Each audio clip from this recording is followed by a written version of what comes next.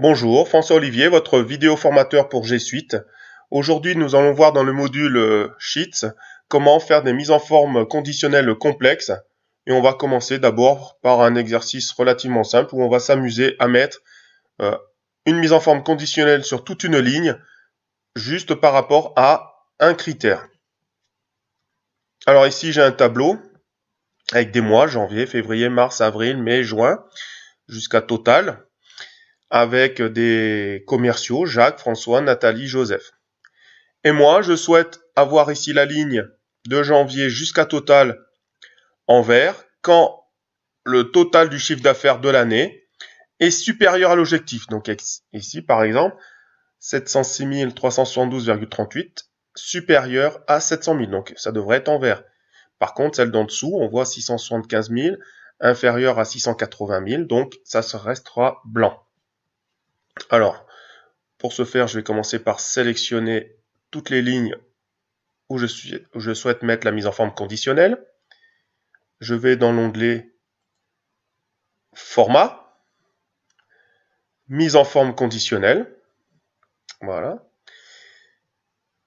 On voit ici la plage. La cellule n'est pas vide, c'est pas ce que je souhaite. Je clique et je vais choisir tout en bas la formule personnalisée et je vais rentrer ma formule. Donc clairement ici, c'est égal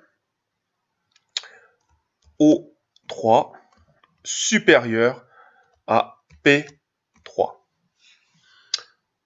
On voit déjà le résultat et il y a un petit souci, ça fait pas la ligne. Effectivement, car moi je parle de O3 par rapport à P3, mais après bien sûr il faudra vérifier O4 par rapport à P4 et O5 par rapport à P5, etc., etc.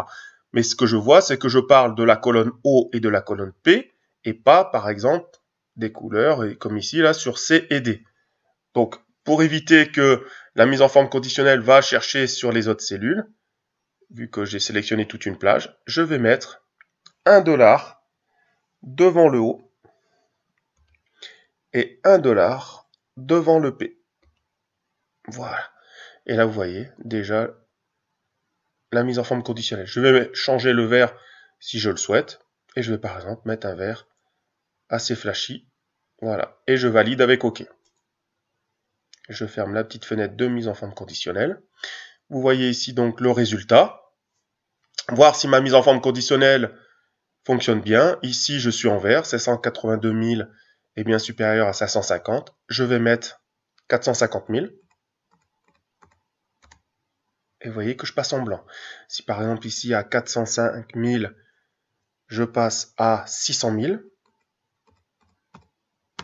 ça passe en vert. Donc ma mise en forme conditionnelle fonctionne bien. Et vous voyez que j'ai colorié toute la ligne par rapport ici à un critère de total supérieur à l'objectif. On passe à l'exercice suivant.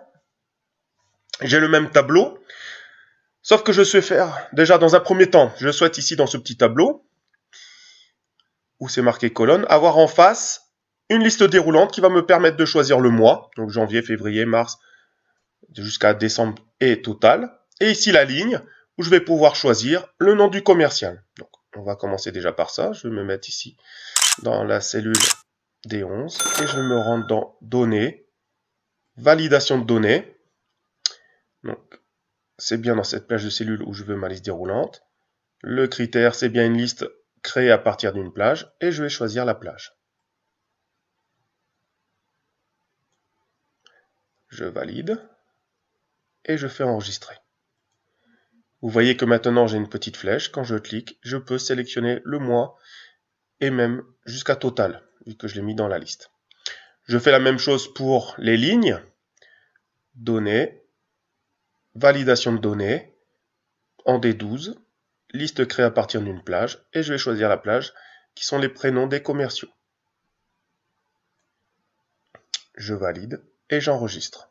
Et je trouve ma petite flèche. Voilà pour ça. Et maintenant, je souhaite faire une mise en forme conditionnelle afin d'avoir la colonne que je choisis en couleur, la ligne que je choisis d'une autre couleur, mais aussi la cellule à l'intersection de la colonne en rouge.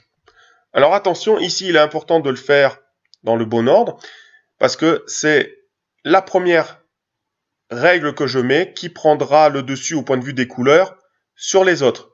Donc si je fais l'intersection à la fin, comme il y aura la couleur de la colonne, puis après la couleur de la ligne et l'intersection, ça sera la couleur de la colonne que j'aurai fait en premier qui sera affichée. Et je n'aurai pas l'intersection. Donc il faut bien faire d'abord intersection et après je fais soit colonne ou ligne. Là, il n'y a pas d'importance. Donc, on va commencer par sélectionner les données. Voilà. Et je vais me rendre, comme avant, dans Format, Mise en forme conditionnelle. Je choisis donc ici la formule personnalisée et je rentre ma formule. Égale, et je vais utiliser, donc comme l'intersection c'est la condition de la ligne plus la condition de la colonne, donc il me faut les deux, donc je dois avoir les deux qui sont vrais afin de colorier l'intersection. Donc je vais utiliser une fonction qui s'appelle et, j'ouvre la parenthèse donc, et je commence. Donc l'info de la colonne étant D11, donc je vais mettre, pour être sûr qu'il n'y a pas de problème et que là il n'y a pas de recopie ou quoi que ce soit, je vais pouvoir mettre des références absolues. $D, $11 égale, et je vais les comparer par rapport au mois de janvier qui est en C2. Donc égale C2. Par contre, attention, moi je vais vérifier C2, mais après il faudra aller vérifier D2, E2, F2, G2. Donc on voit bien que je vais devoir changer de colonne, passer de C à D, à E, à F. Par contre, je suis toujours sur la ligne 2. Donc, je vais mettre $1 pour pas descendre, imaginons, dans la ligne 3, 4 ou 5. Voilà pour la condition de la colonne. Je fais point virgule. Je fais la même chose pour la ligne. Donc, $. Ce qui concerne la ligne, c'est en D12. Donc, $D, $12 égale, et Jacques qui se trouve en B3. Donc, B3. Par contre, attention, comme pour les mois, cette fois-ci, moi, je veux passer de B3 à B4, B5, B6. Donc, on voit que je passe de la ligne 3 à 4 à 5 à 6. Donc, les lignes bougent. Par contre, je veux rester en colonne B et ne pas passer en colonne C ou D. Donc, pour cela, je vais mettre devant le B $1. Je vais fermer la parenthèse. Et ça, je veux que les deux conditions soient vérifiées afin que ça confirme l'intersection. Égale vrai. Et je vais mettre une couleur rouge. J'appuie pas sur OK, je vais faire les autres règles, je vais en profiter. Donc je fais ajouter une règle, voilà. J'efface la formule par contre, vu que la formule n'est plus celle-là. La plage, elle, n'a pas bougé. Et maintenant, je vais commencer la colonne.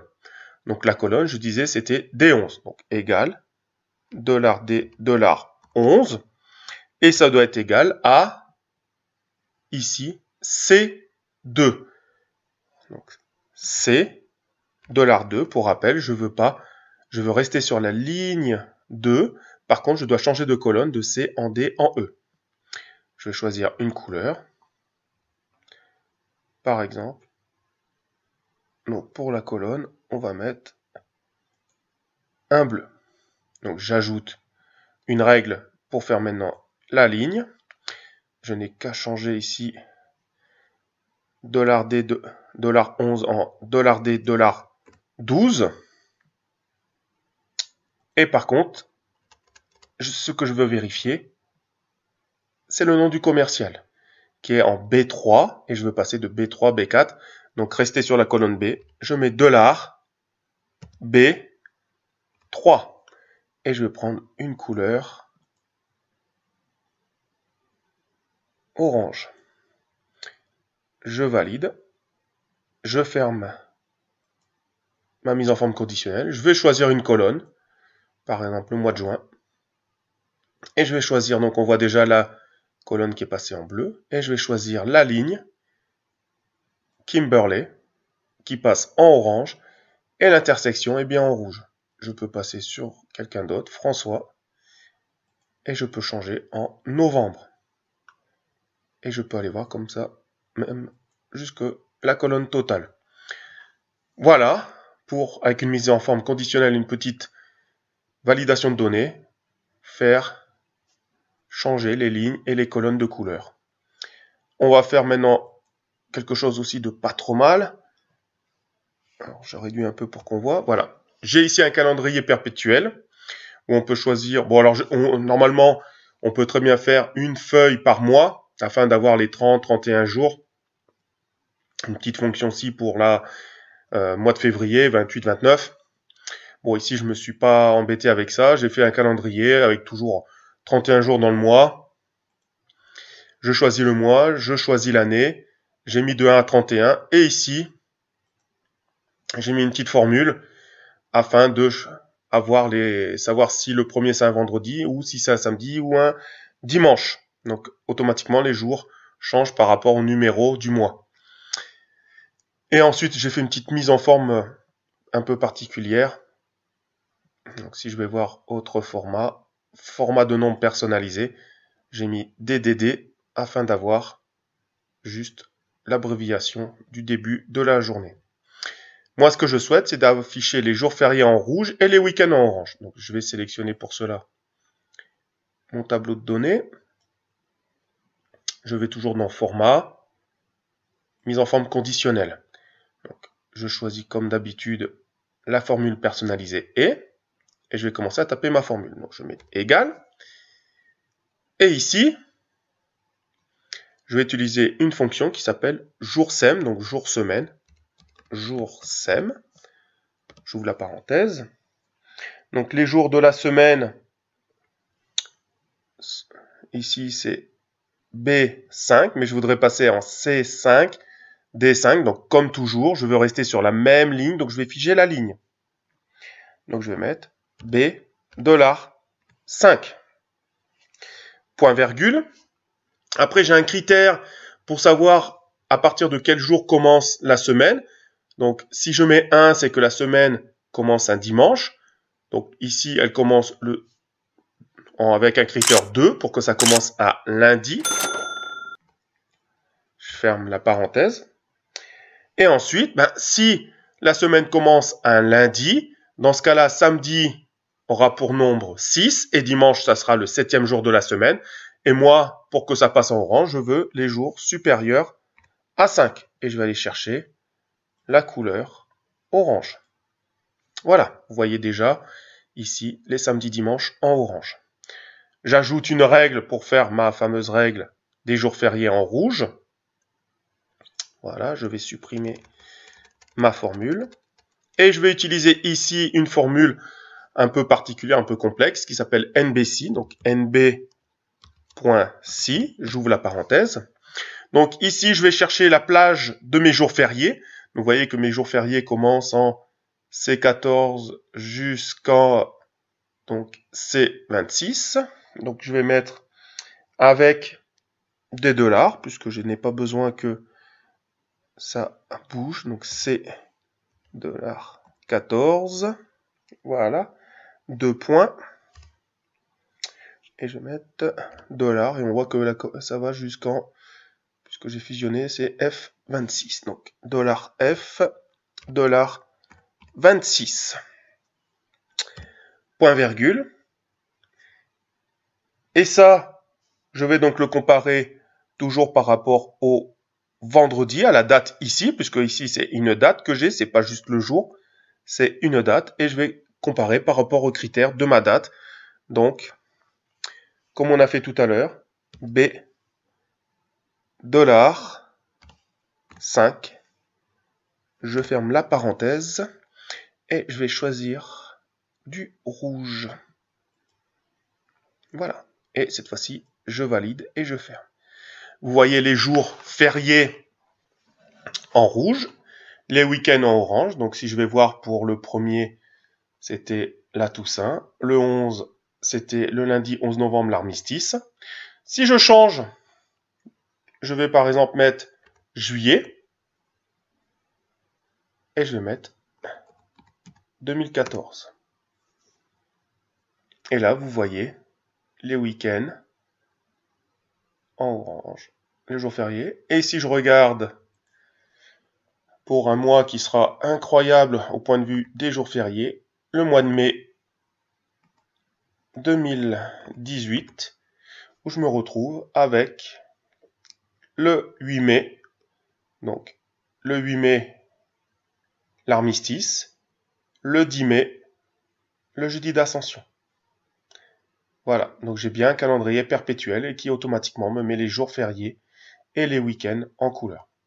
Alors bien sûr, si je veux voir les jours fériés quand il tombe un week-end, je commence par la règle d'abord des jours fériés et ensuite des week-ends. Or qu'ici, comme j'ai commencé par dans ma règle de mise en forme conditionnelle par les week-ends, donc si j'ai un jour férié qui tombe un week-end, je ne le verrai pas, il ne sera pas en rouge, il sera en orange. Je vous remercie d'avoir suivi ma vidéo formation sur Google Suite, le module Sheets, et je vous dis à très bientôt pour une nouvelle vidéo formation.